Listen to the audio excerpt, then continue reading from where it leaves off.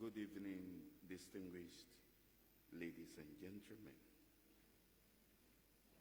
President of the Academy, past presidents of the Academy, vice presidents, fellows of the Academy, invited guests, students, ladies and gentlemen. It's an honor for me to introduce the chair for today's function. The chairman is a fellow and also vice president of sciences of Ghana Academy of Arts and Sciences, a fellow of the International Academy of Food Science and Technology, and a fellow of Kellogg Foundation Leadership Program. He was chosen vice chairperson of FAO and WHO, Codex and the Ontario Commission, based in Rome and Geneva from 2011 to 2014.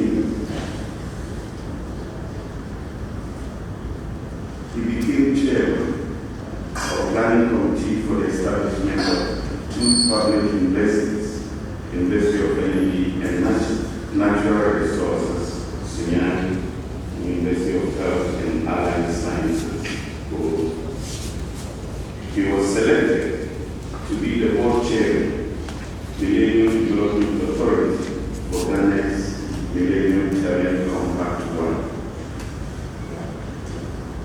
By means of hard work, he became team lead consultant, development and preparation of Ghana's second Millennium Challenge Compact, and finally was chosen as board chairman, Millennium Development Authority for Ghana's Millennium Challenge Compact 2 up to January 7, 2017.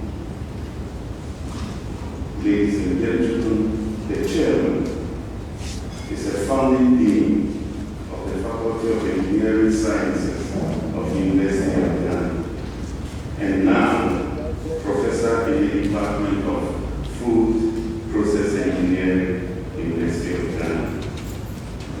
Fellows, ladies and gentlemen, the chairman for today's function is Professor Samuel Kofi Sefari.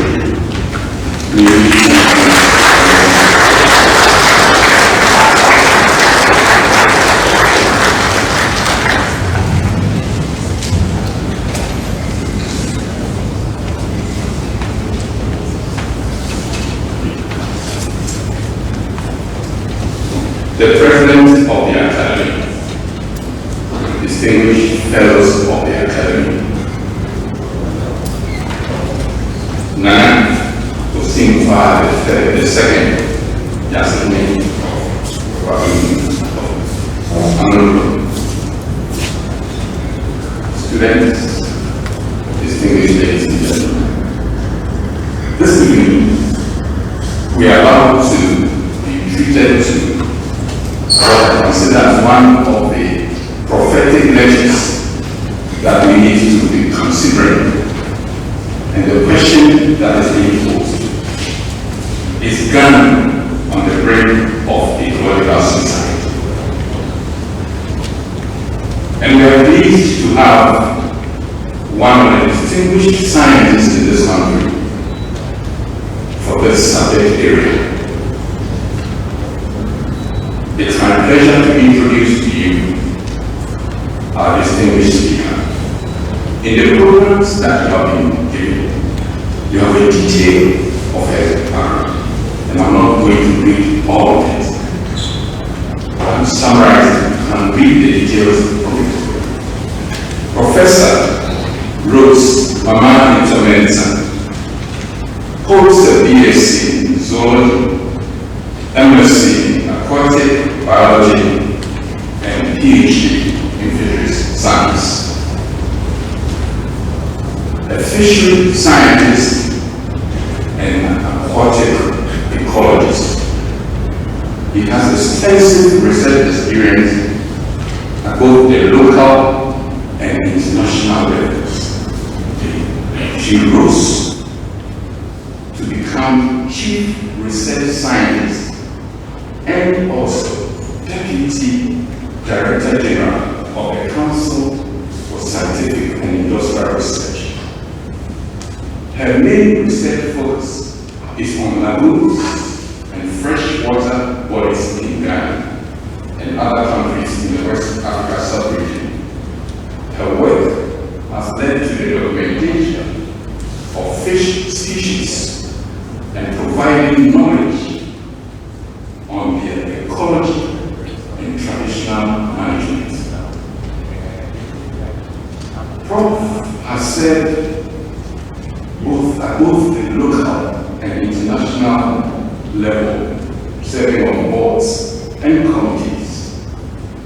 Examples are as a member of the Board of Trustees of the World Fish Center from 2012 to 2017, the African Women in Agricultural Research and Development International Steering Committee from 2011 to 2017, chaired the Global Fisheries Biodiversity Conference organized by FAO in Rome, chaired the IUCN West Africa Freshwater Fisheries Group from 2012 to 2018, member of the Board of Directors, Cocoa Processing Company from 2010 to 2014, and member of Council, University of Cape Coast from 2014 to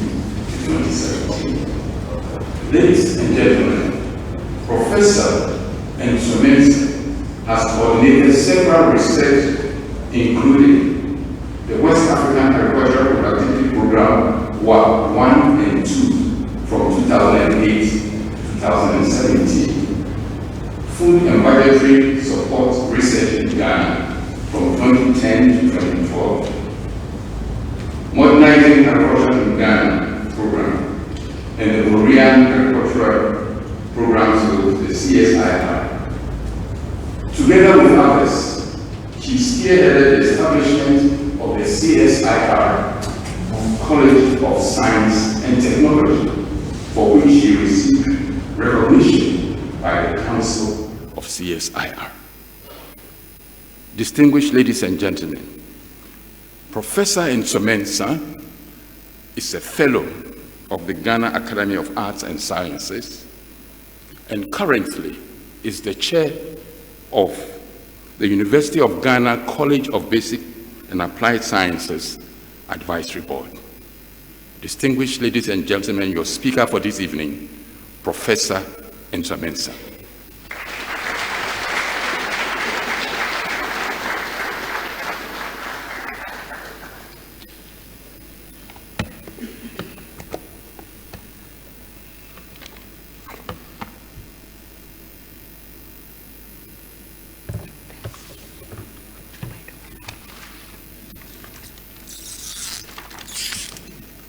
Mr. Chair, past and present, presidents and vice presidents of the Academy, my cousin, Nana Usim, Kwetia, Jasihini of Ikrapim, and Ohene of Amanokrom, distinguished fellows of the Academy. Before I start, I'd like to call upon another cousin of mine, Reverend Kanene Wuli, to give us a word of prayer.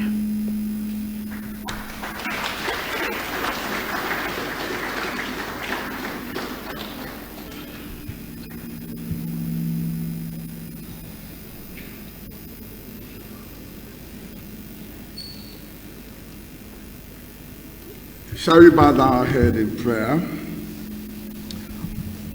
Almighty God, our Lord and Father of all, we thank you for this day, given to us as a gift.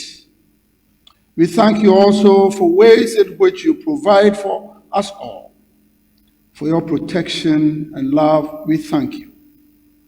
We've come before you this evening to seek your guidance as we hear and listen to the annual science lecture of this academy, to be delivered by your handmaid, Professor RoseEmma Mama Entsua-Mensah. Help us to focus our hearts and minds now on what we are about to hear. Inspire us by your Holy Spirit as we listen and take note of things to be revealed to us, and guide us by your eternal light as we discover more about the world around us. We ask all this in the name of Jesus Christ, your Son, our Lord. Amen. Thank you. Distinguished ladies and gentlemen, I deem it a great honor to have been asked to give the annual Academy lecture this evening. I'd like to thank my family, all the old girls, Wesley girls present, and University of Cape Coast. I'd like to thank my sponsors, the Council for Scientific and Industrial Research, and the Ministry of Environment, Science and Technology. I wish to congratulate the Academy on their 60th anniversary and for all the contributions of the Academy towards the development of Ghana. I wish to thank all those who provided information for this lecture, my good friend Amwakata Digab Johnson, some fishermen, and the scientists from the CSIR institutions. I'd like to thank my husband and family for their unflinching support. Thank you all very much for making time to come to listen to this lecture this evening. I dedicate this lecture to my grandchildren.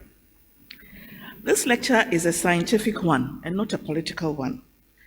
It is an opportunity for us as Ghanaians to examine ourselves dispassionately and to look at what we are doing to the environment we inhabit.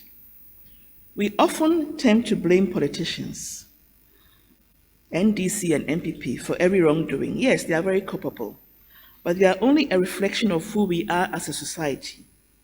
We elect them, and until we build a strong civil society, we will be stuck with the status quo. Please let us not use this lecture to score any political points. The lecture will be on the importance.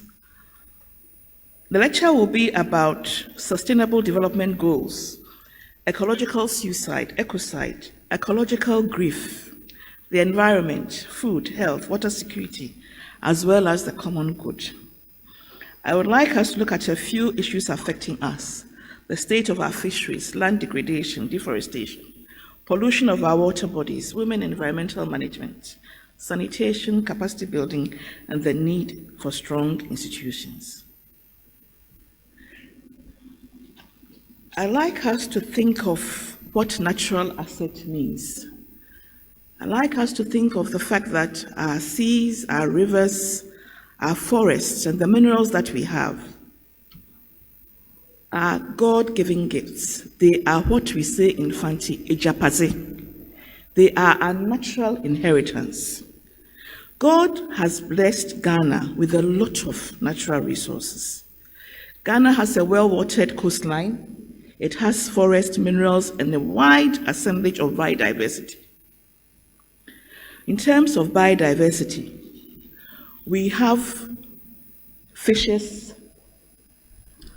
we have forests, we have all these things, and over the years, the local populations have managed this with traditional management. And at the end of the day, we have not looked after these things well. I'd like to quote Ezekiel 34:18. Is it not enough for you to feed on the good pasture? Must you also trample the rest of your pasture with your feet? Is it not enough for you to drink clear water? Must you also muddy the rest with your feet? Must my flock feed on what you have trampled and drink what you have muddied with your feet?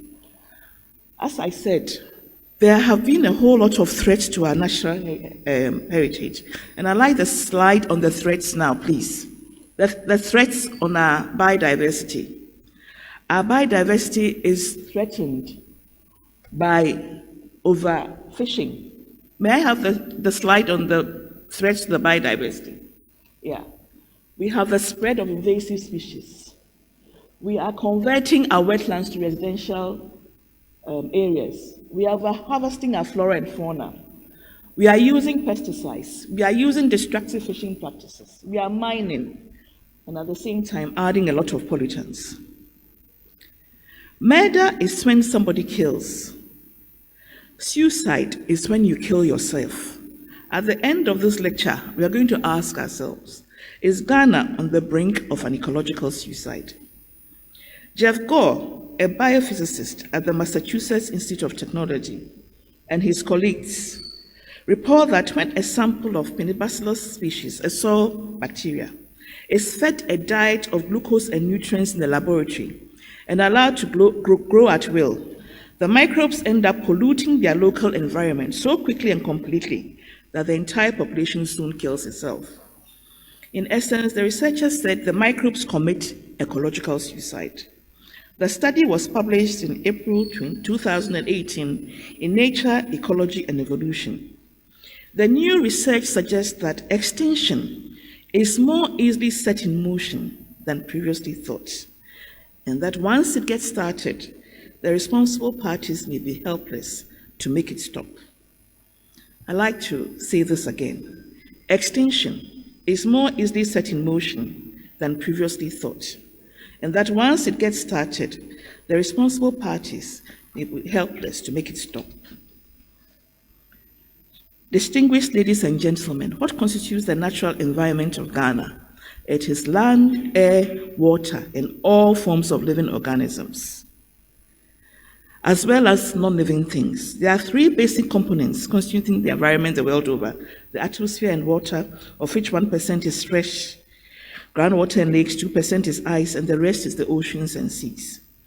All living things need all the three basic components for their existence. Any imbalance can threaten life on Earth.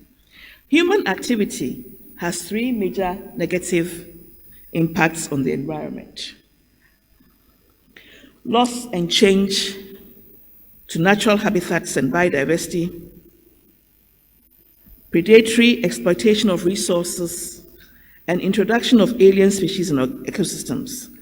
Three others are being perceived, that is, increase in pathogens, increase in environmental toxins, and climate change.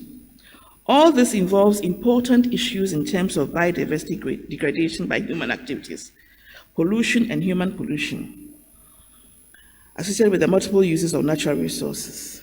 17 Sustainable Development Goals were set by 160 countries in September, and these SDGs will be under threat in Ghana if unsustainable degradation practices are not addressed.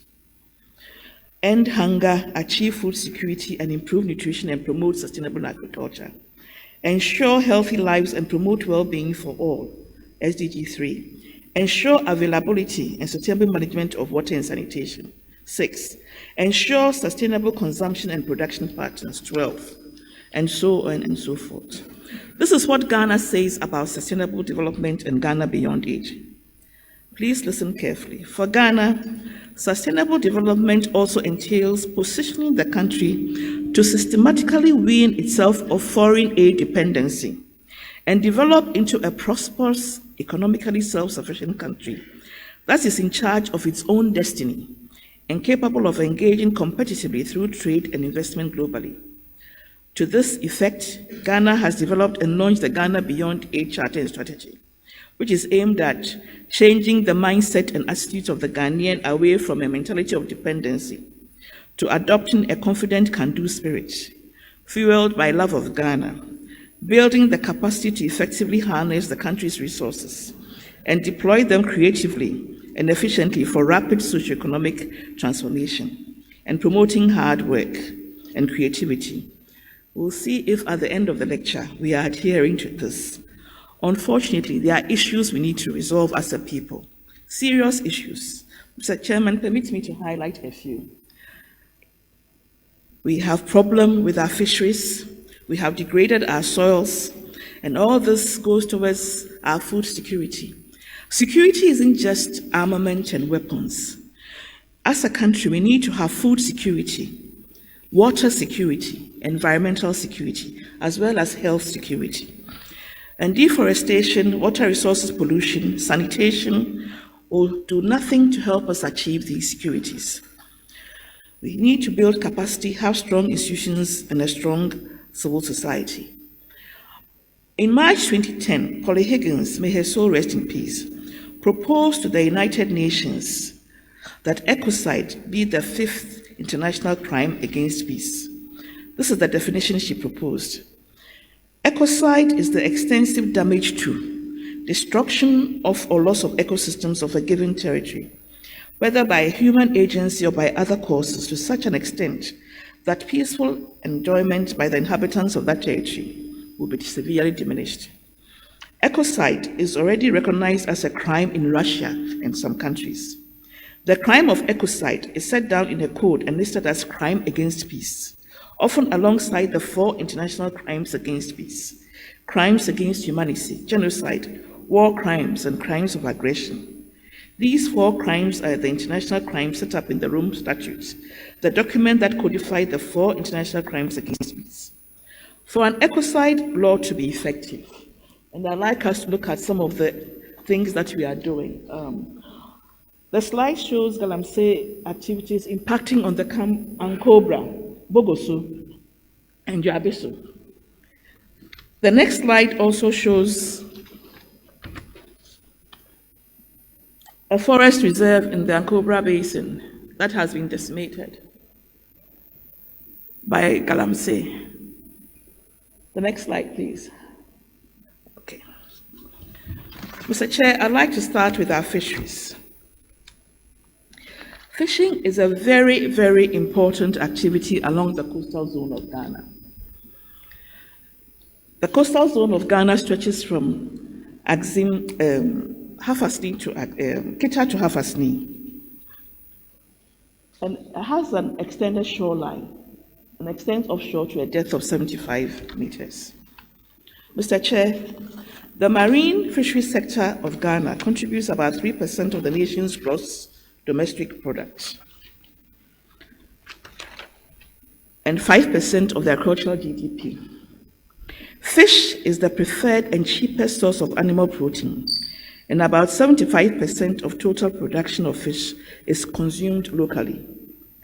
The per capita consumption of fish is estimated at about 25 kilograms per annum. That means that all of us eat about 25 kilograms of fish a year, representing about 60% of animal protein for fish.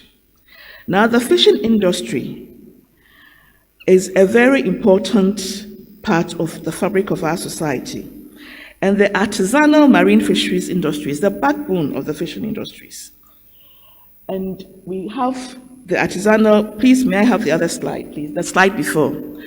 Looking at the overview of the marine fisheries sector, you realize that there are different fisheries: the artisanal fishery, the inshore fishery, the industrial fishery, the tuna fishery. And they all have their vessels that they use, and the gears they use, and the resources they target, and the areas that they have to fish. The 4 species that are of high economic value are the ones that we know as herrings: the Sardinella aurita, that is the round sardine, and the flat sardine. And then we have the Engrolis species, which is the anchovy. And then we have the chub mackerel, which is the scomber. All these species account for over 80% of our landings. And in 2005, the potential annual yield was about 200 metric tons. Fishing for these species are concentrated along Cape 3 Points and Cape St. Paul. And the season for fishing is late June to September, October. Please I need you to understand what artisanal fishery is. To own a crew is a sign of affluence in the fishing community. So that in the fishing community, the crew is composed of relations or with friends. There are no formal labor contracts. The skipper or captain does not receive a higher share of the proceeds. However, if he is a canoe owner or a boat owner, he receives the same share going with the items. With fancy fishermen, there are specializations. You have the henura, that's the boat owner. I'm taking you through this to understand how the fabric is being affected. You have the ebwara, that's the net owner. You have the captain, who is the captain. The jampein, who is the steerman. Hentunyi, who is the helms. They are all in the boat. Bosu, he is the boatswain. Henkoyi, he is the netcaster. Hankenyi is the engine driver, and Ezechir is the owner's representative. I'm sure that you've heard of people saying bosu, bosu, and that's where it comes from, the boatswain. Okay. Fishermen do not receive a fixed monthly wage or salary. The wages they have depends on entirely on the fish they land. This is referred to as profit and loss sharing. After every fishing trip, crew members share equally amongst themselves fish of superior quality, not caught in large quantities. Example, sole, barracuda, redfish. It can also be any fish considered superior to the main catch. Such fish is called izizinam, that is fish for eating, not selling. So fishermen are the only ones who eat the good things. The farmers sell the good things, but fishermen keep the good things for themselves. Traditionally, a fisherman gives his share of his catch to his mother or sister, if he is not married, or to his wife. The women either process the fish themselves by smoking, drying, salting, or frying and marketing them. If she can't do this, she sells it fresh. And so this is how they are middlemen. That's the whole fabric of the fishing artisanal fisheries. In each fishing village, there's a chief fisherman. He's in charge of fisheries matters in the community, and he works with the council of elders. He's elected and generally comes from a certain clan or family. Women fish processors also have a parallel organization. Now, I'd like us to look at this graph very carefully. In fisheries, there's something we call maximum sustainable yield. The output from a fishery is often referred to as its yield. This can be measured in several ways, such as the quantity of fish harvested, revenue from the fishery, this is economic, or the composite and more tangible benefit to society, that is social or cultural. The annual potential yield or maximum sustainable yield looks at the biological measure of fish harvested. And this is shown below as this diagram. The concept is that the yields from a fish stock, group of stocks of fishery reach a certain level whereby any further increases in fishing effort will actually harvest more of the stocks that will allow the fishes to regenerate, and hence the overall biomass and subsequent yields will begin to decline. As you look at this, you realize that you have, when you are going to the right, lower fish abundance, lower catch per unit effort, smaller fish in catch, loss of species, lower value per unit weight. The yield and the effort needed to achieve it should be seen as the limit of the fishery rather than the target, since overshooting it will cause a decline in the yield. Ladies and gentlemen, Ghana is fishing on the wrong curve of this sustainable yield curve. This is reflected that the more the fish biomass is reduced, the more it has difficulty producing and growing at the current rate, and the more the fishery becomes depleted. I am sure that you're all wondering that this year we didn't get herrings at all. We didn't get chile for homowo. We didn't get that. There's a scientific reason for that. We are not doing things right.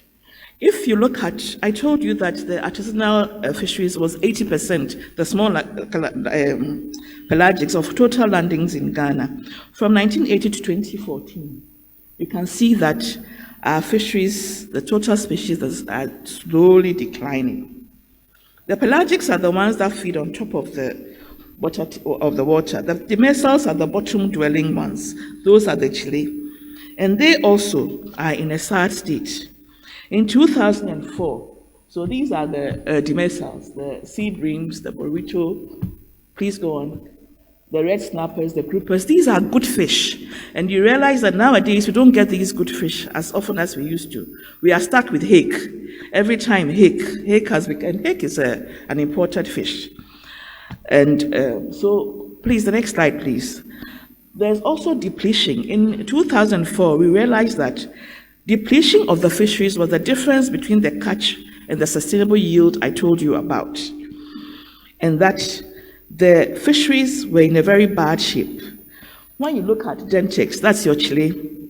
In 2004, we put it out that the stock was at a warning level.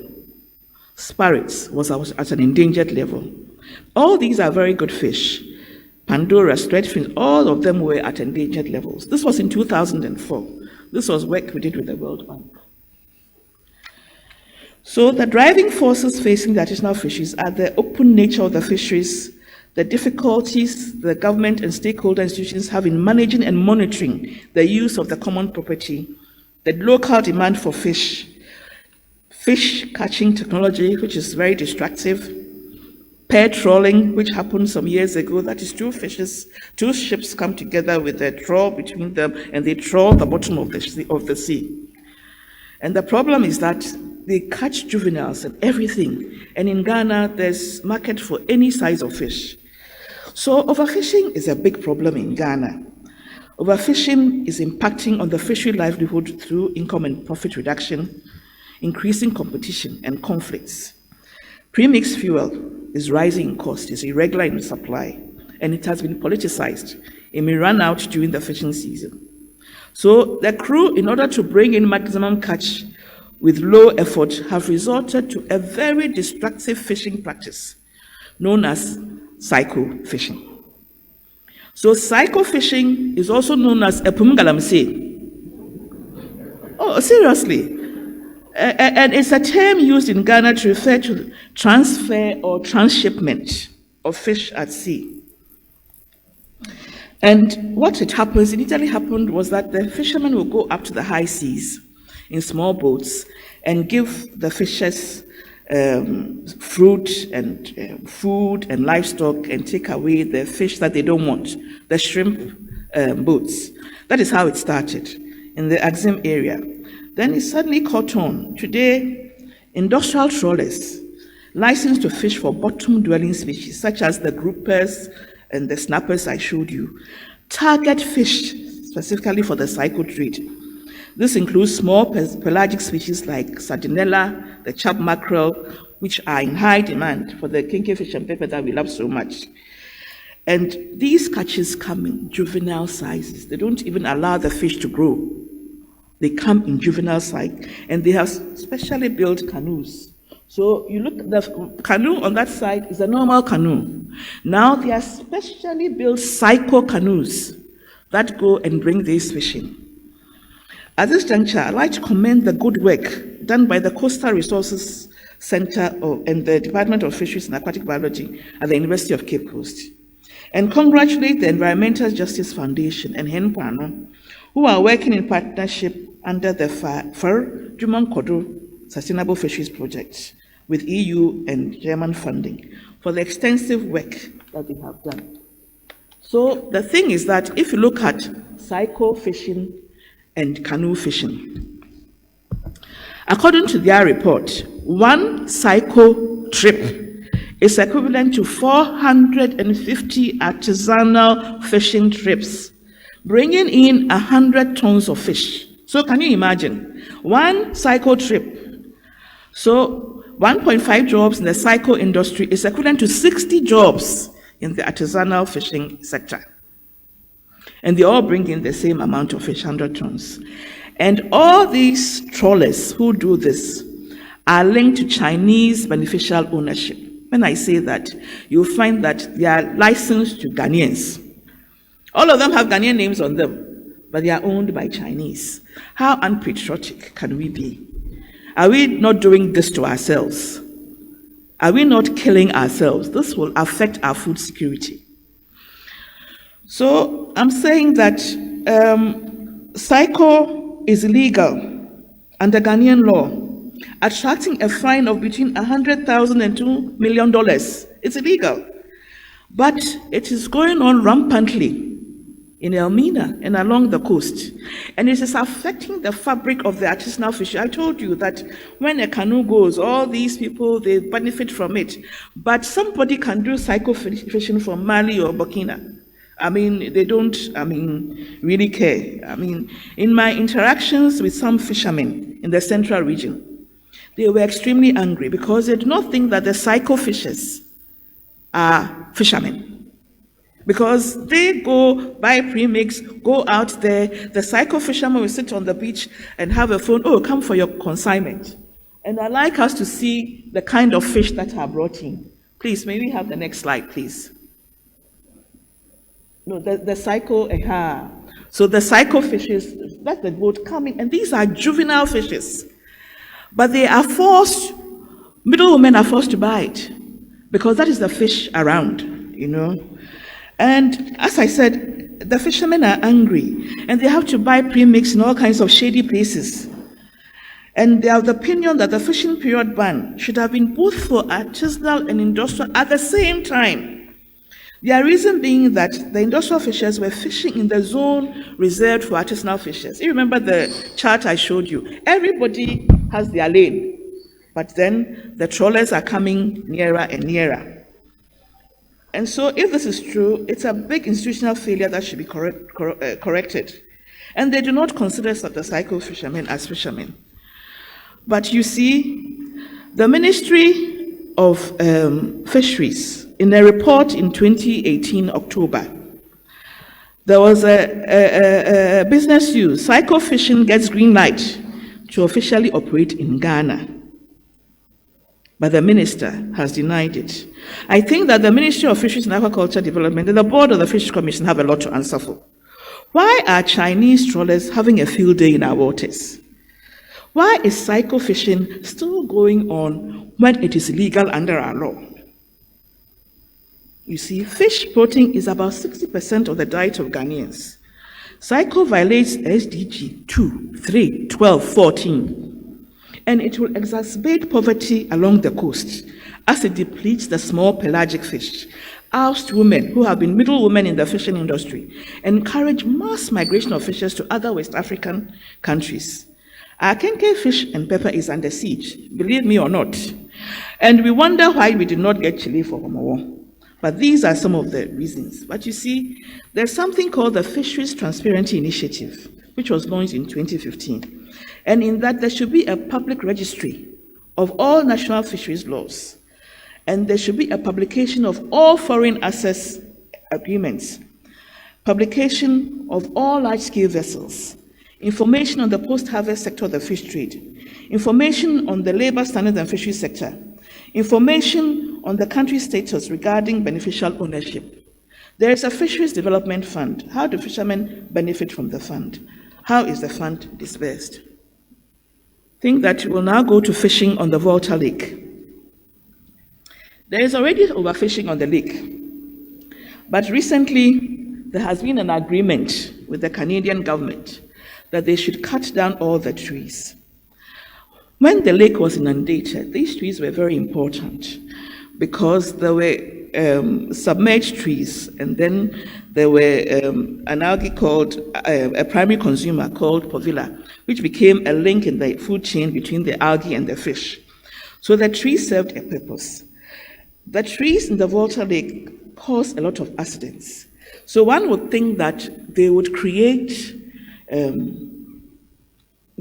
pathways in the lake, like feeder roads and all that, cutting down the trees along those pathways. But now there's been blanket harvesting of the trees. A lot of the trees have gone. This tree is petrified wood, extremely expensive on the world market. How are the communities benefiting from this tree that has been caught? The lake is a natural asset. Can a company just clear trees and profit from it? What is in it for Ghana? These are some of the things I see. We have a lot of lagoons along our coast. 5 of them were declared Ramsar sites in 1998. And we realized that 40% of marine species, including the flatfish, groupers, snappers, jack merrill, and bonga, they come in to feed and breed in these lagoons. Our lagoons have become dumping grounds. Sakumono Lagoon was a vibrant Ramsar site where people came in to watch birds from all over the world. Now Sakumono Lagoon is a pale shadow of its former self. I'm sure you pass by the road to Tema and you see the state of the lagoon. It's become a rubbish dump and it's been overtaken by aquatic weeds. And one of the fellows of this academy, Dr. Letitia Bing, has been talking about aquatic weeds for a very long time. It's invaded Sakumono. And so now it's affected the women and children who engage in the collection of shellfish for food to sell. The lagoon is also a god. And now the people around are bewildered and do not understand how this can happen. I think that these are things we need to look at. Nobody is doing this to us, but we are doing this to ourselves. We have lost an interface where 20 commercial fish species all along the coast come and breed and feed. Now I come to the highlight of the meeting today. We've messed up our ecosystem with mining, both legal and illegal. And as you look at this map, the reason why Ghana was called the Gold Coast was that God gave us a lot of gold. You see the shaded area from north to south is gold. A lot of gold for Ghana. Let me take you back and give you some history. Ghana's mining history for gold dates to the 15th century. The industry was very vibrant during the pre-independence period, when mining policy was largely geared towards assisting and promoting the maximization of mineral production in the interest of the colonial powers. According to the Minerals Commission, Ghana accounted for 36% of total world gold output between 1493 and 16,000, when there were more than 30 gold mines in operation. Now, these mines were mined by Ghanaians at that time. Ghana's share of the world mineral output dwindled subsequently due to the advent of colonialism and the introduction of modern scientific mining in Ghana during the last decade of the 19th century. And this excluded Africans from participating in the gold mining industry. They only worked there as laborers and artisans. According to Entsua-Mensah, in pre-colonial times, gold mining was one of the mainstays of the economies of the Asante, the Dinshra, the Achim, the Wassa, and many Akan states. All our traditions and early Dutch and English sources mention Ahanta, Awumin, Nzema, Sifi, Asan, and Chufu, and to a limited extent, Kwewu, as rich gold areas. Rich supplies of gold continue to be found in Bunu, Techiman, Banda, German, and other parts of Bronhafu. And looking at the map, you can see, as I said, Ghana had a lot of gold. We still do. History has said that actual mining with heavy equipment started in the late 1800s. The richest deposit, the Obuasi mine, was discovered by two Fanti men by name Joseph Ellis and Joseph Biney, who were later joined by another Fanti man, Joseph Brown. They sold the right to the deposit to E.A. Cade, the founder of Ashanti Goldfields, because of the British government's conduct towards indigenous mine workers. While for most of its history, the main market for Ghanaian gold was the Middle East. After that, it shifted to the West. At first, as I said, the industry was natively run. By the late 19th century, efforts were made by the colonial government to exclude Ghanaians in the interest of European capital. By 1930, all mining concessions were in European hands, and the industry was suffering a serious labor crisis as Ghanaians refused to work in the mines. At that time, we were a proud people. With independence in 1957, the mining industry was nationalized to overcome foreign dependency and fuel national development. Excerpts from a report by the Graham Sustainability Institute of the University of Michigan and Ghanaian scientists on an integrated assessment of artisanal and small-scale mining in Ghana states that by the late 1970s, the industry, like much of the Ghanaian economy, was falling apart. Beginning in 1983, the government, upon the advice of the IMF, implemented a series of reforms, including the privatization of state-owned mining companies and the opening up of the country to foreign investments. This resulted in a dramatic increase of investment in the Ghanaian mining by foreign nationals and impoverishment of the majority of Ghanaians, leading to a rise in illegal mining. So you need to know history. That's why we study history. Partly in response, the government legalized small-scale mining in 1989, but most miners operated informally without government oversight. Now, by law, so most of the mines are in the hands of now Chinese. They came and really muddied the waters. American, British, Australian, and South African investors. By law, about 80% of the royalties from mining companies belong to the central government, and the remaining 20% is deposited in the Minerals Development Fund, of which 10% is awarded to mining agencies, and the remaining 10% to the administrator of stool lands. Now, listen carefully. The 10% that has been given to the stool lands, the administrator retains 10%, and the remaining 90% is given to district assemblies, 55%, traditional authorities, 20%, and the stools of mining areas, 25%. So you see how the money is dwindling by the time it gets there. If these funds were being used well, mining areas in the western part of Ghana will be the richest and most developed. But what do we see? Let us look at the state of Takwa, Bonsa, Pristia, Obuasi, Insuta, Awasu, Bogoso, Akwetia Kede, and more recently in Kroful, no comparison to Johannesburg. I was shocked to find that 27 mining companies operated in Takwa and its environs. Meanwhile, the roads leading to Takwa and in Takwa leaves much to be desired. If all these mining companies paid 1% of their royalties as corporate social responsibility directly to the region, would not those regions boast of good roads, hospitals, and schools? Hilson and Yame report in their paper, Gold Mining in Ghana's Forest Reserve, that several local organizations joined forces to lobby on behalf of the communities that stood to be affected should the forest areas be approved for mining. The most influential of these was the National Coalition of Mining Consortium, comprising the Third World Network, Wassa Association of Communities Affected by Mining, WACAM, the Center for Public Interest Law, Friends of the Earth Ghana, Friends of Rivers and Water Bodies, and the League of Environmental Journalists. Coalition officers used local media outlets and the internet to publicize their views on mining in the forest reserve, arguing that approval of the proposed undertakings will lead to the displacement of indigenous groups, a depletion of forest cover, and habitat loss. Additional NGOs and research groups in Ghana, including ISOTEC, all continue to voice their concern. Recently, the Media Coalition Against Galamsey, with support from the CSI Water Research Institutes, and impact assessors of Ghana, have campaigned against the ills of Galamsey. But what are the driving forces?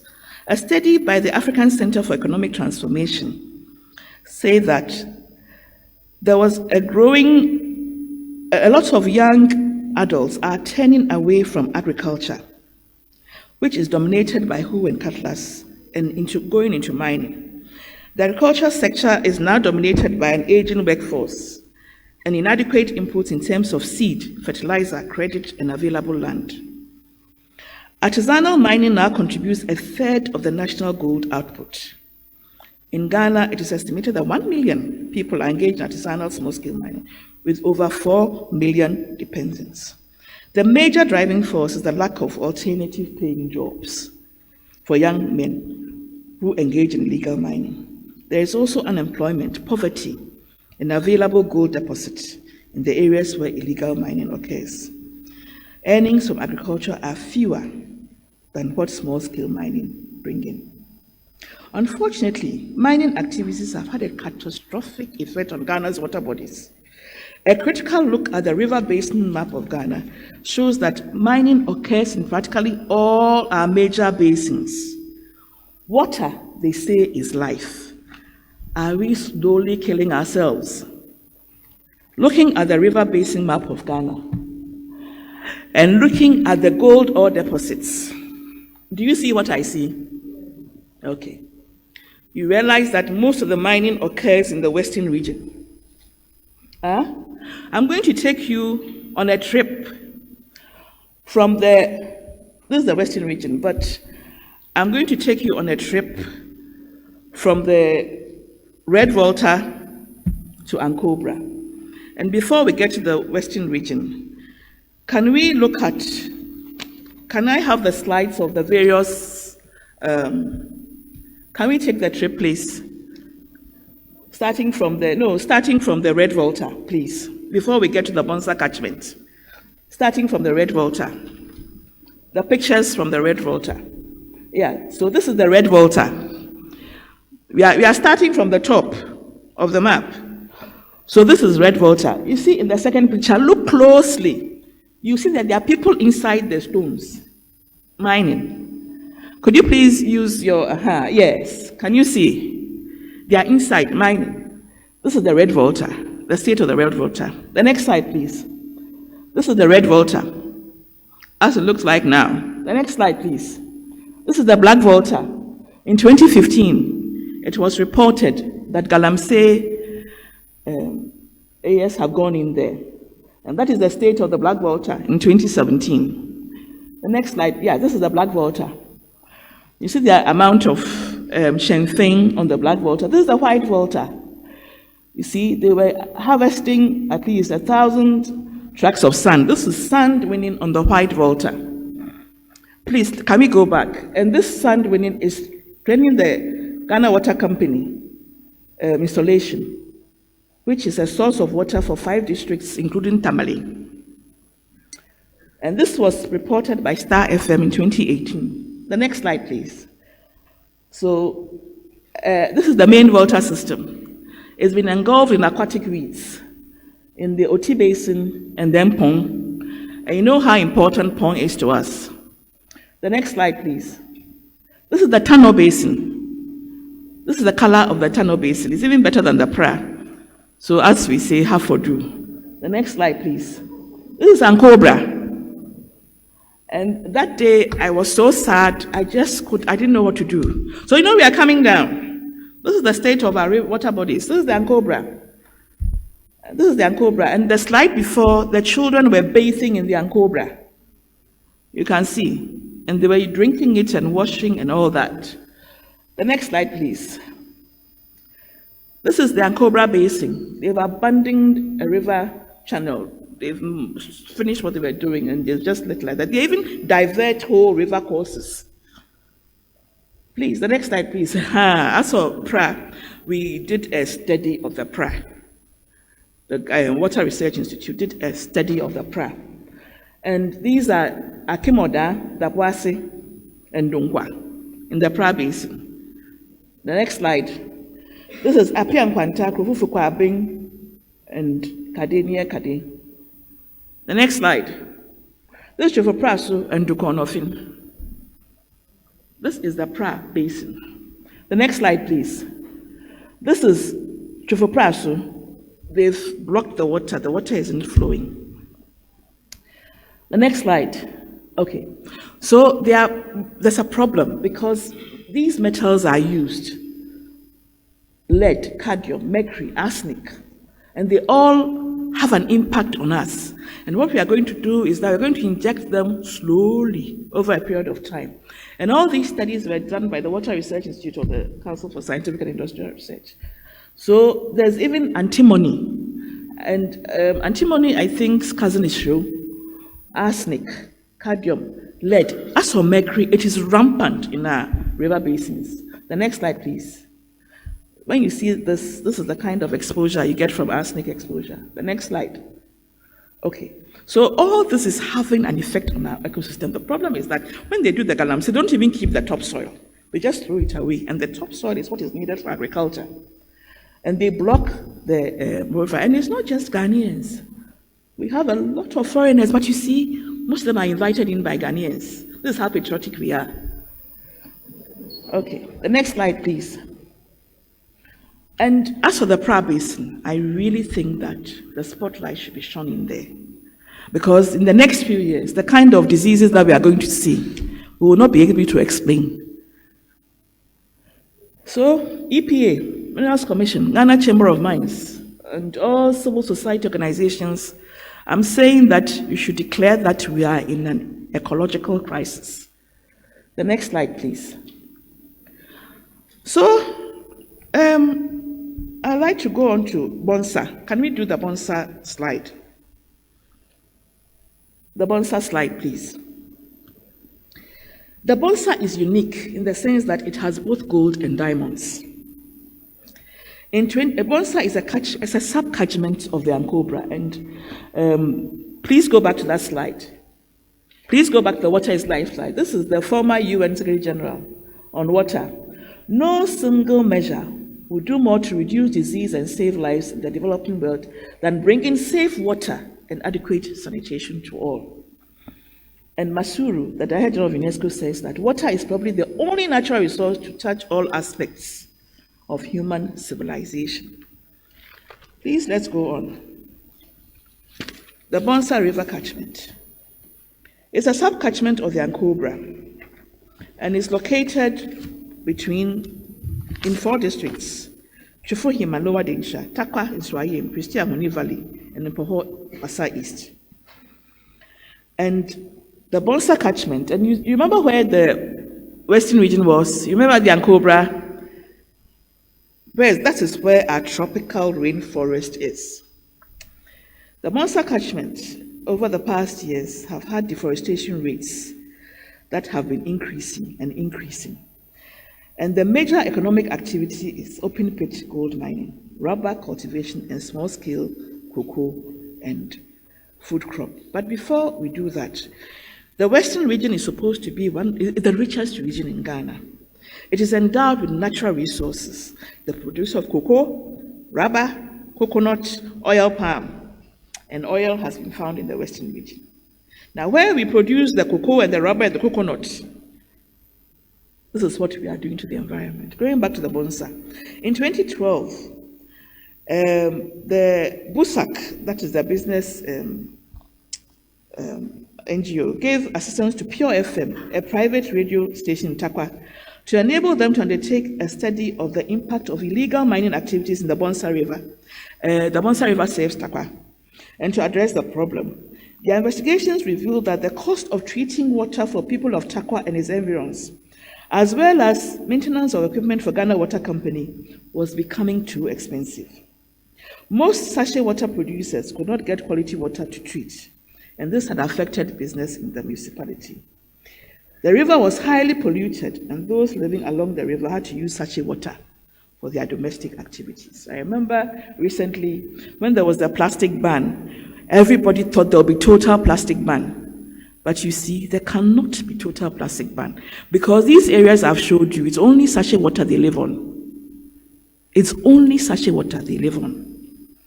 Another story is GWCL to close down treatment plant if mining continues in Bonsa River. And this was a report by the GNA. The water basin officer said that considering the rate at which illegal miners were operating in Rosso and the central point of Bonsa, the authorities of the municipality needed to take urgent steps to stop the problem. And this is not only in Takwa. This is the same at Bonsu, the same at all other places where Galamsey continues. And then another report by Love FM, Chrissy Debra, states that scientists have found considerable amounts of arsenic, aluminium, and mercury in the Bonsa River, which runs through communities in the Western region. Findings of the study published in the Journal of Environmental Earth Science suggest aluminium levels beyond safety limits. So any of these pollutants can result in death, and you don't want them in your body. And long-term exposure has very irreparable damage. Aubry et al. In 2016 reported after a study of human health risk assessment of artisanal miners exposed to toxic chemicals in water and sediments in the Pristia-Huni Valley district of Ghana, and concluded that artisanal mine workers in the study area were at risk of developing cancerous and other non-cancerous diseases due to exposure of arsenic, cadmium, lead, and mercury in their water. And they were advocating that more studies should be done. The report is there. There are a whole lot of reports out there. Do we read them? And this study was done not just by Ghana. A lot of scientists in Ghana worked with Michigan State University. It may be true for Pristia-Huni Valley, but it's true for all mining areas. Cyanotoxins. High nutrient levels give way to high algal productions, including cyanobacteria and blue-green algae. Some of these produce cyanotoxins with serious health implications to human and animal health.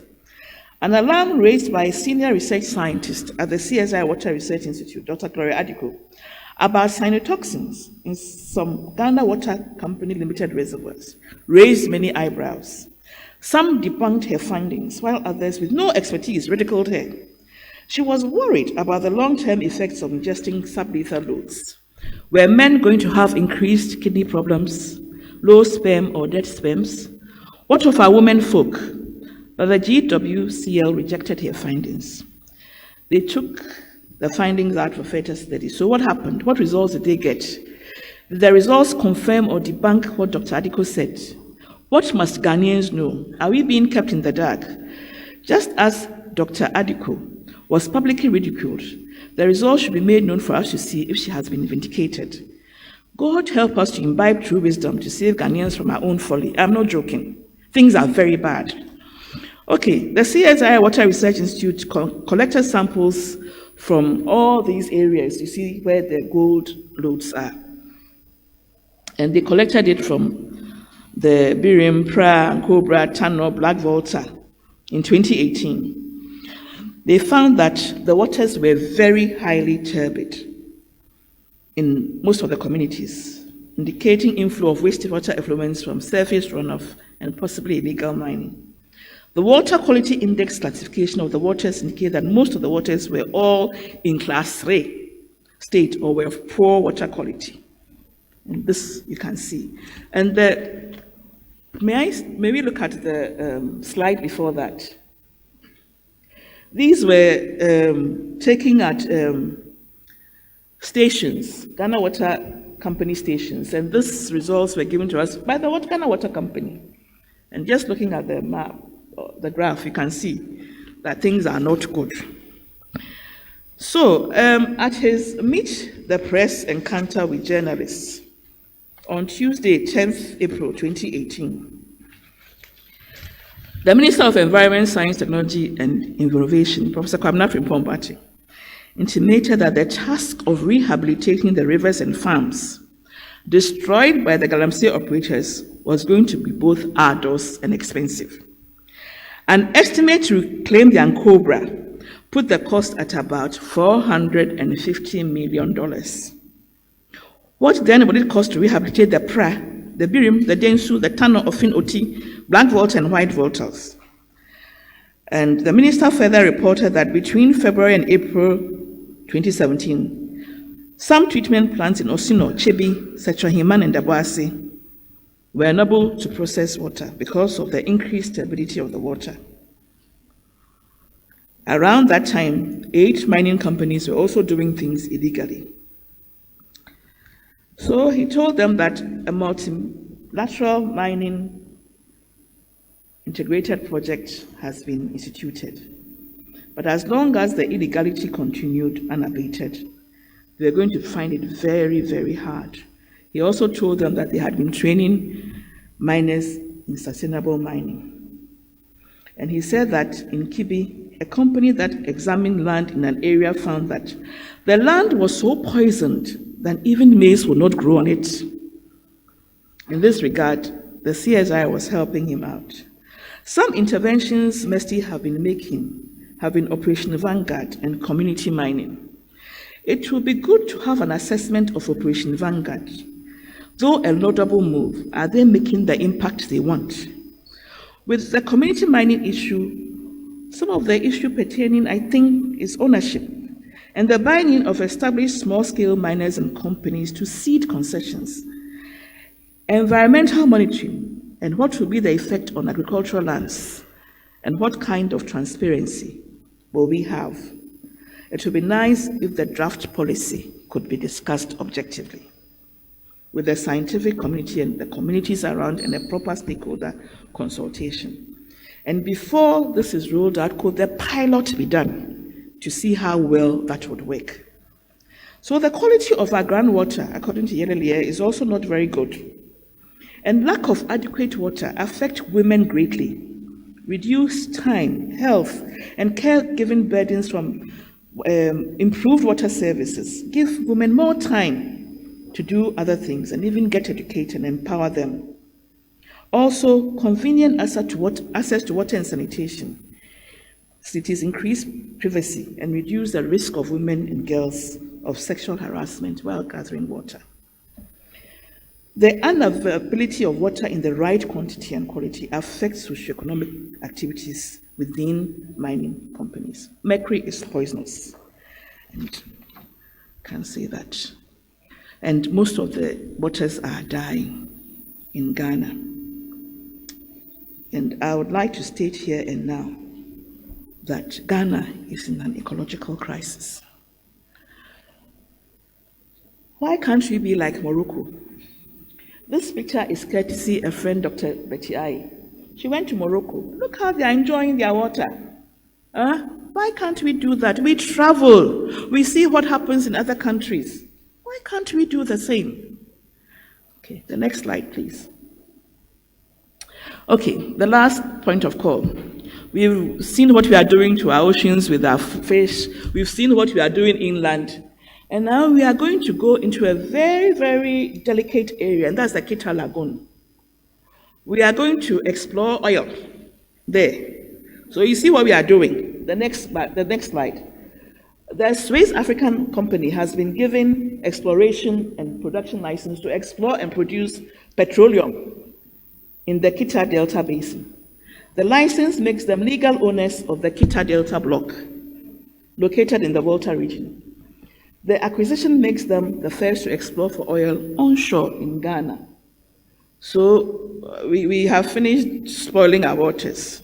Now we are coming inshore. I think that we'd like to look at the soil and land degradation.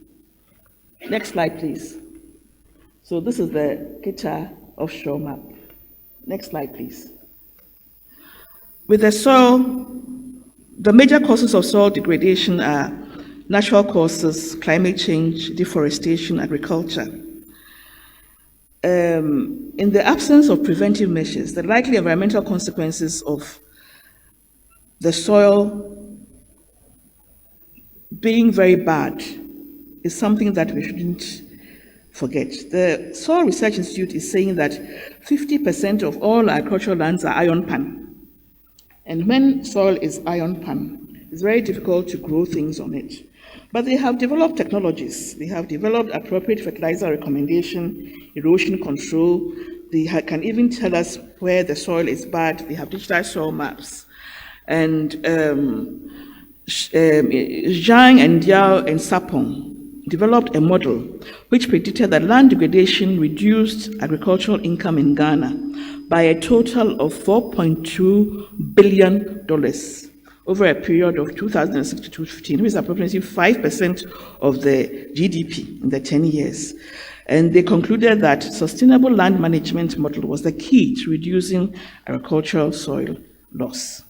Now we look at our forests. Please bear with me, because I want you young people to know that we indeed are in crisis, and to do that, that's all that you can to mitigate what we are doing. This is an excerpt from the Forestry Master Plan of Ghana. The vision, goal, and objectives of the Forestry Development Forestry Commission is to contribute to reducing greenhouse emissions from deforestation and forest degradation, climate and temperature regulation, sustainable supply of timber and fuels, and reducing poverty. And the plan takes into account improve the state of the environment and conservation of forest and wildlife resources. It's about relationship between the different elements that lay claim to our land. It's about people. And it's a very nice thing. I was really, really happy to see that. Look, forests are very important. They are our natural capital. And when you say natural capital, it means that something that you cannot do without. The forests keep water in. The forests are there to make sure that at the end of the day, there is no erosion. The forests are something that God gave us to make sure that things don't go wrong with us. They minimize wind damage. They also bring us a lot of foreign exchange. They give us medicinal herbs. They give us animal protein. There are so many things. They just are. We cannot do without forests.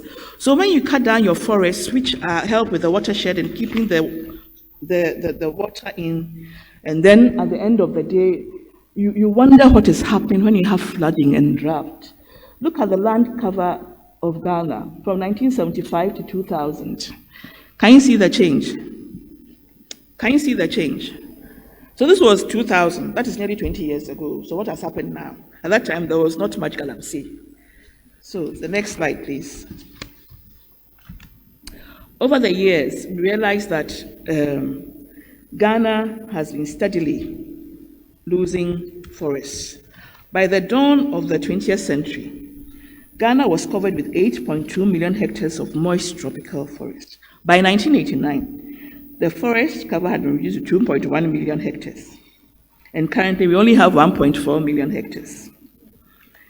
And so we realized that Ghana now has gone to a net carbon sink to now an emitter of carbon. Please, let's look at that slide, please.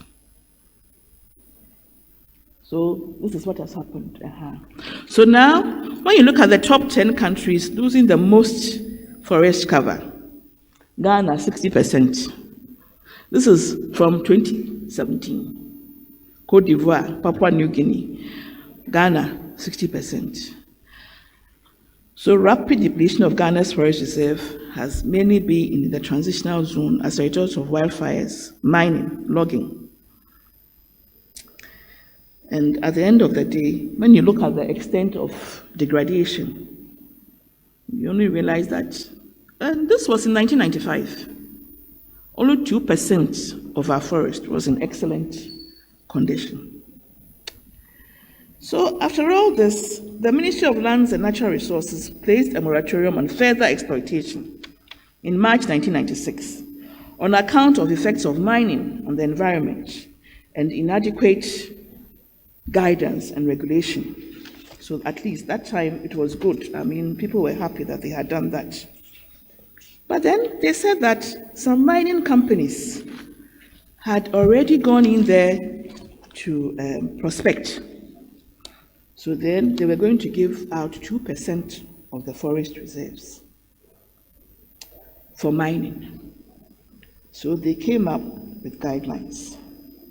Now the loss of forest cover has a lot of social impacts. At that time, there were patriotic Ghanaians in the Forestry Commission who raised concerns because, you see, they were going to give out 5 forest reserves to 5 Western companies. So for Supama Forest Reserve to AGC, they said that, the reserve serves as a shelter belt for River Fing, and mining would jeopardize the region's wildlife. The Chamber of Mines said, no, nothing like that would happen. Upon Mansi Forestry said, they said that the site served as a catchment for Upon and Mansi rivers, and mining will impair their quality. They said, it's only a very small bit, then nothing would happen. Chamber of Mines. The Forestry Commission said, the tunnels to Rochano Goldfield, the location is the hill sanctuary and provides habitat for endangered monkeys, and is also a catchment for Chinsu, Tanosuru, and Chira rivers. And removal of any vegetation in question will affect their water quality. They said, no, nothing. That the Chira River is the only river located in the catchment which will be affected, and that mitigation measures will be carried out. Nobody followed up to find out if mitigation measures were carried out. So everything they said, they were counteracted. And unfortunately, EPA also allowed them to go in there. The Forestry Commission has done a lot. It signed all kinds of agreements. It signed an agreement to restore 2 million hectares of degraded forest land space. It's been part of the government ministerial setup to bind galamsey. It's been doing a lot. However, it's disheartening that despite all this, they do not seem to abide by the tenets of their master plan and agree for mining to go on in the forest reserves. Etiwa, a passionate letter. Apart from this letter, Conservation International and other NGOs have been trying very hard, and I know that one of our fellows, Professor Tinyapo, has also been trying very hard to stop any mining activities to go on in Etiwa. But the letter from Professor Wilson says that the forest is the finest example of the upland evergreen forest in West Africa, of which only 5% remain. Entsua is listed among the 38 worldwide important places on the earth on account of its high biological diversity and rarity of many species. 100+ of its species listed by IUCN are threatened or near threatened and are critically endangered with extinction. And the forest has enormous importance to water supply, especially Accra metropolis.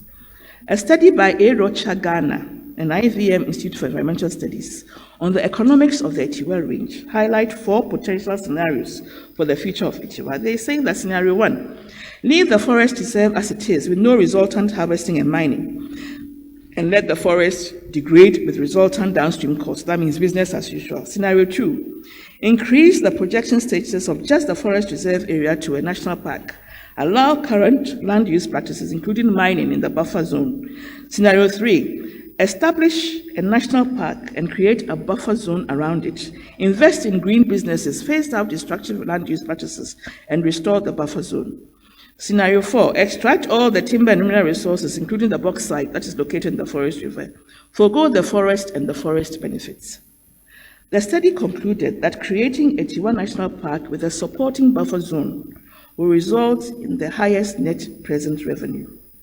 And secondly, in both in economic and conservation terms, only the conditions provided by the national park with a supporting buffer zone will catalyze long-term increasing trend in value. In conclusion, all of this states the claim that it is very important to designate Entsua Forest as a national park. This is linked to SDGs 12 and 14. On the issue of mining in forest reserves, I would like that experts from the universities and the CSIR and impact assessors Ghana, and not the EPA, as the latter must not be players and referees at the same time, should undertake a serious assessment of all mining going on in forest zones. Recently, we were scandalized to hear about the African rosewood. The African rosewood is the most heavily traded tropical hardwood in the world, driven by Asia's rosewood demand. The export ban did not lead to any significant impact on exploitation. Rather, whilst the export ban was in place, exploitation increased by 129%. Illegally exploited and traded rosewood increased by 120%. And this was due to misapplication of salvage permits, lack of monitoring and transparency, corruption, and the practice of lawful but awful. Women and environmental management. As I said earlier on, women, and especially rural women, have a deep awareness of the dependence of human society on a clean and bountiful environment. Women are usually traditional custodians of our environment. Some scholars, such as Bina Agawal, have forcibly argued that the participation of women in environmental movements stems from their closer day-to-day involvement with nature and from their greater awareness and respect for community cohesion and solidarity. Women, more than men, are inclined also to take a long-term view in sensing, for example, that mining or tree plantations or commercial shrimp farming might bring in quick cash today, but will undermine their economic security tomorrow and the day after. In the division of labor, typical of most peasant and tribal households, women and children gather fuel wood, collect water, and harvest edible and medicinal nuts and plants. So women are able to perceive and quickly respond to the drying up of water and the disappearance of forests. And more than men, they rely on common property. If women lose this access to the benefits of nature, then we are in deep trouble. I'm getting to the end, but there's still more. As for sanitation, the less we say about it, the better. But listen to what it says about Ghanaians. The chief officer of the United Nations International Children's Emergency Fund and chief of water, sanitation and hygiene states that it will take over 500 years for Ghana to eliminate the practice of open defecation alone due to the slow pace of strategies, laws and interventions that are being implemented. He added that in the last 25 years, Ghana has made only 1% progress at eliminating the practice. Ghana ranks lowest in sanitation levels among all lower middle income countries, although richer than a lot. He said the nation was one of the lowest in terms of access to sanitation worldwide, and it was rather ironic she sank lower than countries recovering from war. Waste management. Lagos appears to have opened the door to a cleaner city by operating the Recycling for Rewards Startup Recyclers program. This involves tricycles picking up recycling materials. And it is heartening to note that in Ghana, recycling industries and companies have also been set up. But at CSI Industrial Research, the compound is a zero waste compound. And zero waste means that the model focuses on community involvement by creating a sustainable use of reuse and recycling. It focuses on SDG 6, clean water and sanitation, 7, affordable and clean energy, and 11, sustainable cities and communities, and 13, action. And this is the Z-word model. So you have waste segregation. Sorry, it doesn't come out very clearly. You segregate it into food, plastic, paper, and metal. The food goes through anaerobic digestion and then into liquid and solid digestate, and is used for fertilizer. The gas that comes out is used for cooking electricity. For plastics, it's crushing and melting, and then you use it for toilet seats and bins. For paper, you get ash, and for metal, you get metal products. Mr. Chair, I think that we should realize that economic growth is not the same as economic development. We can have all the growth that we want, but if we do not develop our resources and our people, we will be in trouble. The first recommendation I'd like to make is that there should be capacity building. We should, as a matter of urgency, build capacity among our people, especially among the youth. Capacity building is fundamentally about improving effectiveness at the micro and macro organizational levels. Capacity building focuses on furthering our ability to do new things and improve of what we currently do. It involves training, it involves mentoring, and financial and resource support. But capacity building will result in the adoption of new skills and knowledge, and we can compete in the world market. We should strengthen local capacity for environmental planning and management. We should strengthen the EPA, but at the moment, the EPA has been asked to pay itself, and I do not think that it is a very good idea. They may be compromised by mining companies to issue permits, and they may be tempted to be players and referees at the same time. Now I ask myself, what environment is the EPA protecting? And as for the Forestry Commission, a time will come, there will be no forests for them to protect and work in. We need strong institutions.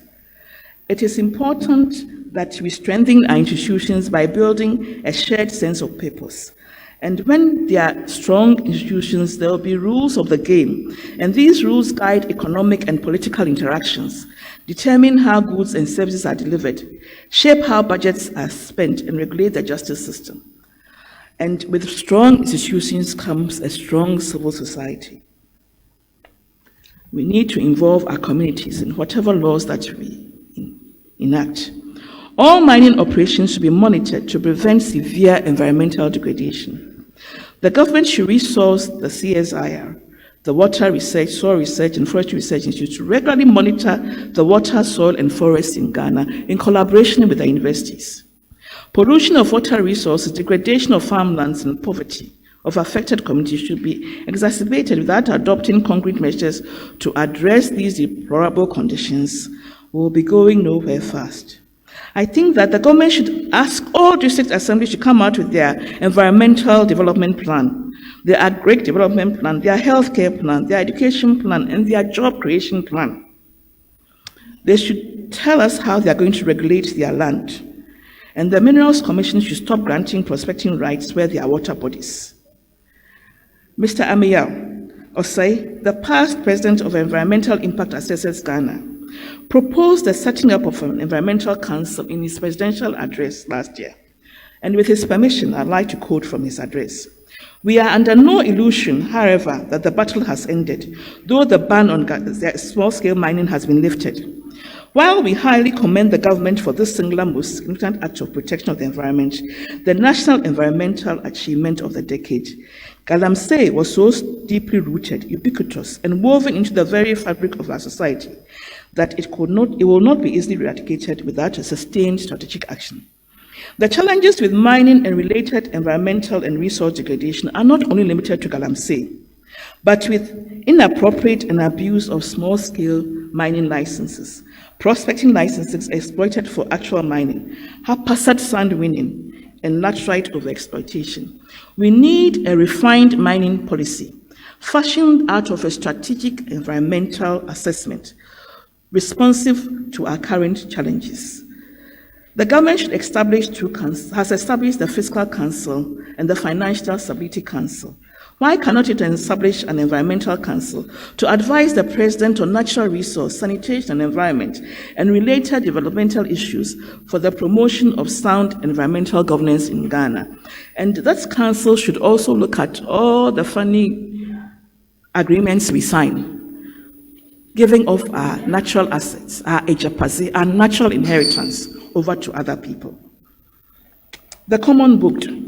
Mr. Chair, in conclusion, one of my favorite books is that by Robert Reich, The Common Good, and I urge everyone to read it. According to Reich, the common good consists of our shared values about what we owe each other as citizens who are bound together in the same society. He keeps saying the common good in mind is a shared attitude. It recognizes that we are all in this together. If there is no common good, there is no society. That is why when we overfish, pollute our waters, and degrade our land, engage in deforestation and illegal mining, the common good is threatened. He says that truth itself is a common good. He points out that throughout history, one of the first things that tyrants have done is attack independent truth tellers, philosophers, Plato, scientists, Galileo, and free and independent thinkers. I urge you all to read this gold found beneath Ghana's forest reserves. And you will share my anguish when I read it. The whole world watched with shock and horror when the Amazon forest burned. The Amazon is part of the carbon sinks of the world, just as the Etiwa and all our tropical rainforests are carbon sinks in Ghana. Not well represented in the literature, however, is an emotional response ecologists term ecological grief, which is defined as the grief felt in relation to experienced or anticipated ecological losses, including the loss of species, ecosystems, and meaningful landscapes due to acute or chronic environmental change. Ecologists believe that ecological grief is a natural, though overlooked, response to ecological loss, and that is likely to affect more of us in future. From a Canadian hunter who had lost his land, when you experience ecological grief, people are not who they are. They are not comfortable and can't do the same thing. If something is taken away from you, you don't have it. If a way of life is taken away because of circumstances you have no control over, you lose control over your life. The eminent American naturalist, Aldo Leopold, was among the first to describe the emotional toll of ecological loss in his 1949 book, A Sound County Almanac. One of the penalties of an ecological education, he wrote, is to live alone in a world of wounds. Ecological grief is the grief I experienced at the loss of our rivers, forests, fish, animals, birds, biodiversity in general, and land. I am not against mining, but does it have to be surface mining? My grandchildren will not see the Ghana, which was once an ecological paradise. Ladies and gentlemen, putting this paper together has taken its toll on me. On several occasions, I felt depressed, and I had to stop writing to put my emotions back in check before resuming. And this article really was a source of anguish for me. Please go and read it. What gives us the right to mortgage Ghana's environmental security? How unpatriotic can we be? Certain assets of the country should be no-go areas. If someone says, I have discovered large amounts of gold in your forests reserves, do you say, all right, I hand them over to you to go and mine? I understand that we need to mine to help with economic growth. But Ghana has a lot of gold reserves, I've just shown you, outside the forest reserves. That is why it's called the Gold Coast. Does it have to be surface mining in the forest reserves? Now I understand the forest reserves will be open to mining again. 2% they say, and no other body than the EPA is sanctioning it. How can Ghana even think of doing this after all that is happening with mining and degradation of the forest and our water bodies? I think that is a clear case of ecological suicide on our part. What environment is the EPA protecting? As for the Forestry Commission, a time will come there will be no forest to protect, and the very source of their livelihood will be no more. We should protect our forests and rivers for posterity. Climate change is real. No wonder the 14-year-old Swedish girl was so angry with world leaders on their nonchalant attitude to climate change. Politicians have been put there to serve the people, not the other way around. The interest of the people should be paramount in any decision they make. The common good should come first. I do not know how long it will take to clean our rivers or get our forests back. But we should act now. I am telling you that we are in an environmental crisis. I am appealing to the President, the Council of State, the National House of Chiefs, Parliament, and the media, and all of us to take this matter very seriously. There are gaps between policy and implementation. And I tell you that scientists are endangered species now, and the government should listen to scientists. Critical thinking should be a part of us, and we should not politicize everything, as I stated earlier. We have only one Ghana. I'd like to read to you somebody who traveled here in 1835, and he says that, I have traveled across the length and breadth of Africa, and I have not seen one person who is a beggar, who is a thief, and such wealth I have seen in this country, such high moral values, people of such caliber, that I do not think we would even conquer this country unless we break the very backbone of this nation, which is her spiritual and cultural heritage. And therefore, I propose that we replace her old and ancient education system, her culture. For if the Africans think that all that is foreign and English is good and greater than their own, they will lose their self-esteem, their native culture, and they will become what we want them, a truly dominated nation. And this was Lord Macaulay's address to the British Parliament on 2nd February 1835. Is it not enough for you to feed on the good pasture? Must you also trample the rest of your pasture with your feet? Is it not enough for you to drink clear water? Must you also muddy the rest with your feet? Must my flock feed on what you have trampled and drink what you have muddied with your feet? Thank you for coming to listen to me.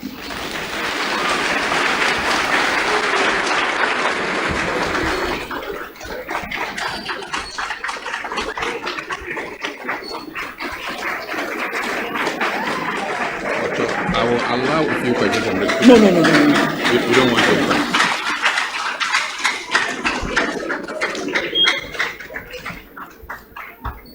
Thank you. Thank you.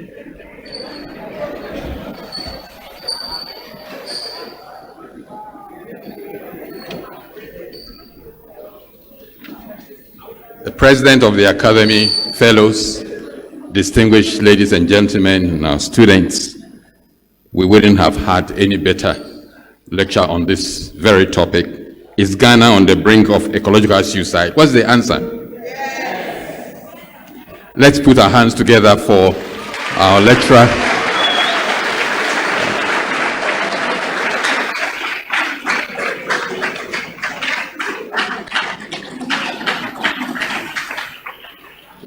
The importance of science, information linked to development and sustainable living of human beings.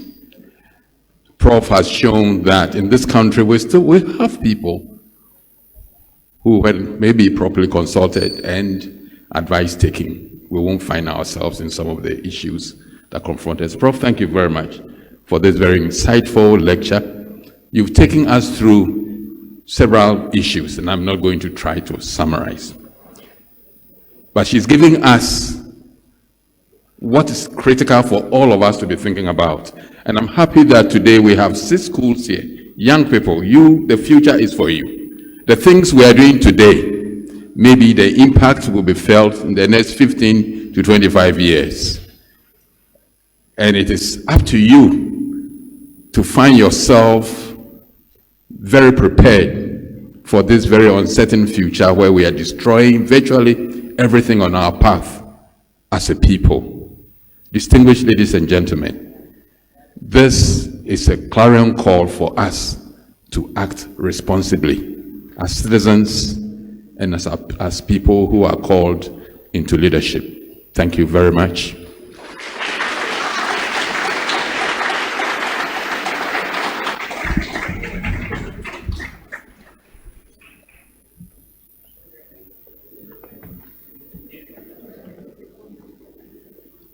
President of the Academy, past presidents of the Academy, vice presidents of the Academy, fellows of the Academy, I would like to acknowledge some of the invited guests that are with us. I will start by thanking Nana Osimkwaha II, Kwapim Jasihini and Ohini of our monochrome, for honoring our invitation.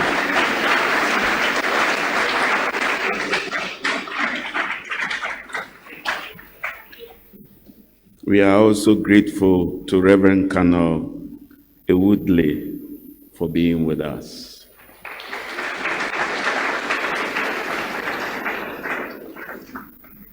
We are also happy to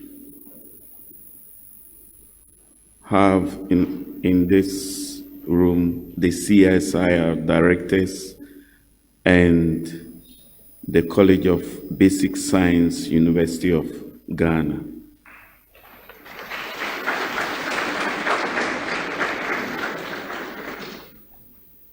We are also very happy in our midst to have Wesley Girls, Old Girls class of 1977.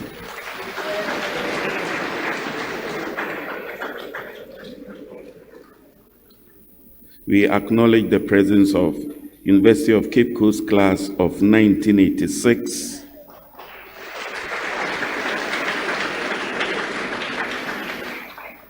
And Environmental Impact Assessors of Ghana.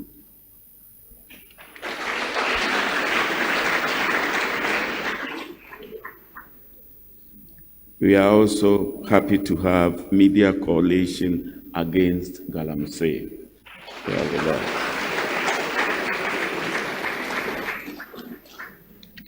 May we acknowledge the following institutions as they are with us: Accra Wesley Girls, Accra Academy, Achimota School, Accra Institute of Technology, ATTC, and Health Concern Nursing Training.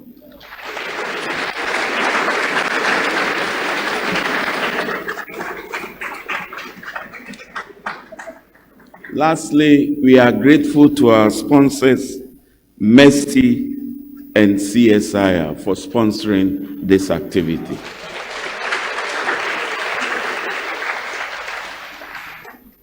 On the final note, may I invite fellows, family, and CSIR to be at the fellows' lounge and the general public to the gardens for refreshment.